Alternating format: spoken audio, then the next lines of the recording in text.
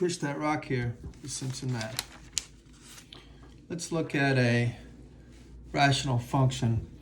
We want to factor the denominator for sure to find out what the domain restrictions are. To factor this, I'm going to see if I can rewrite this and factor by grouping, just because I want to help you guys with the factor by grouping you need this weekend. I'm going to do the same up top, although we kind of need to know the domain, so I'm going to concentrate down here, but it might reduce. You really hope that these things reduce because they get more simple if you can reduce them. Now, notice I rewrote the 3x as 2x and x, and I rewrote the negative x as, let's see, I wrote it as 2x and negative x. Well, that's not going to work. That's terrible. I need to make that a negative and this a positive. A negative 2x and x would be a negative x. Okay, there we go. Now I can factor by grouping. So in the denominator, I'll factor out a 2x. That'll give me x minus 1. And see, notice I have an x minus 1 right there. Isn't that nice? So I'm going to just factor out a 1.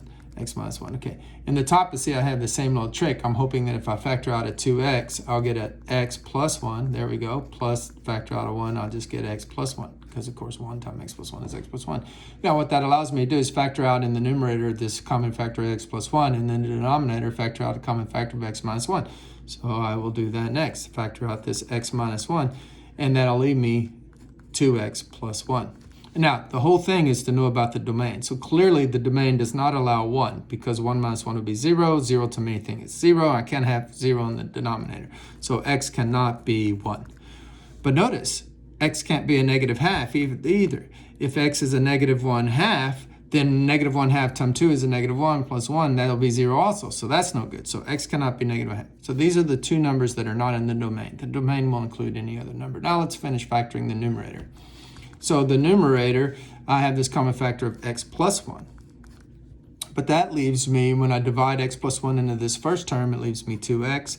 And when I divide x plus 1 in the second term, it leaves me the plus 1. And lucky me, oh, how lucky that is. It will reduce. But I have to remember that the domain does not include a negative half. See, now it looks like the domain is any number but 1. But wait a minute, this came from this.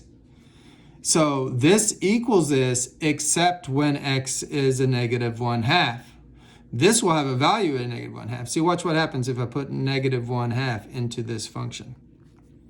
Well, I get a negative half plus 1, which is a half. And down here, I get a negative half minus 1, which is a negative 3/2. And so I get a half times a negative 2/3. These reduce, I get negative 1/3. So see, this has a value, a negative half, but this expression before I reduced it does not have a value of negative 1/3. So they're not equal. They're equal everywhere except when x is a negative 1/2. You got to keep that in mind. So, big note, x cannot be negative 1/2 when you graph this. But this is what we want to graph because it's so much easier than graphing this polynomial over this polynomial that we started with.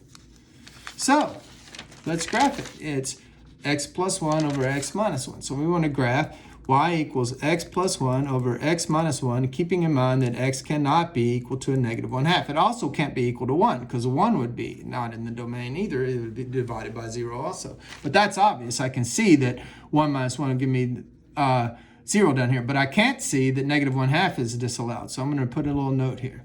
Now, let's remember the long division will give me the end behavior. Clearly, if I divide this into this, I get 1. I did the work here. X minus 1 divides into x plus 1 one time. You get a remainder of 2. So we can rewrite the function as 1 plus 2 over x minus 1. And as the x values get big, this will go to 0. So on the ends, we know it's mimicking the flat line at y equals 1 on the ends. But let's find some other values. Let's figure out some other values to put in, and let's make sure we pick values close to, say, 1 because it's a domain restriction. So like what happens if I put in a half? Well, a half minus 1 gives me a negative half in the denominator, and a half plus 1 gives me 3/2. So it's kind of the reverse of what we had a while ago. So I get 3/2 times the reciprocal negative 2. I get negative 3. So at a half, I'm at negative 3. Okay, what about at 3/2? So 1 1/2. Well, 3/2 plus 1 is going to be 5/2. Over 3/2 minus 1 is going to be 1/2. And so that's going to be 5/2 times the reciprocal 2. And so that's going to be 5. So when I'm at 3/2, I'm at 5. 1, 2, 3, 4, 5. So clearly what we have here is a vertical asymptote here. Okay, so it's kind of clear what's happening. This graph is going to bend up, but then it's going to bend down and approach this in behavior. Okay, here it's going to bend down. Let's put in 0. If I put in 0 into the function, I get 1 over -1, which is -1. So the y-intercept is here. Let's find the x-intercept. Notice that this function, if I set it equal to 0, well, it will only equal 0 if the numerator equals 0, and the numerator equals 0 at -1, so I have a root here. And so we have a temptation to draw this graph, and it's, nice, smooth curve. But wait a minute, there was a restriction at -1/2.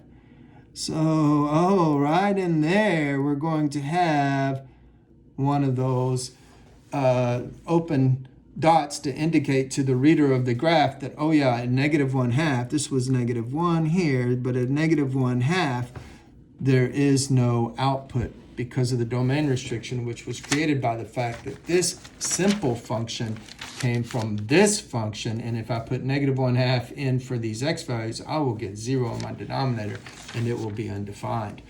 Now, if you want to know what that y value is right there, well, we found it already.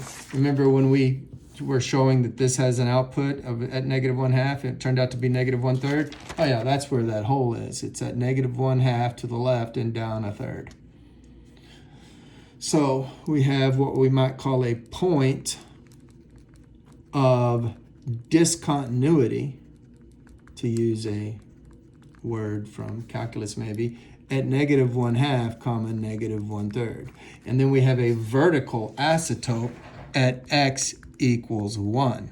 And this is a vertical asymptote.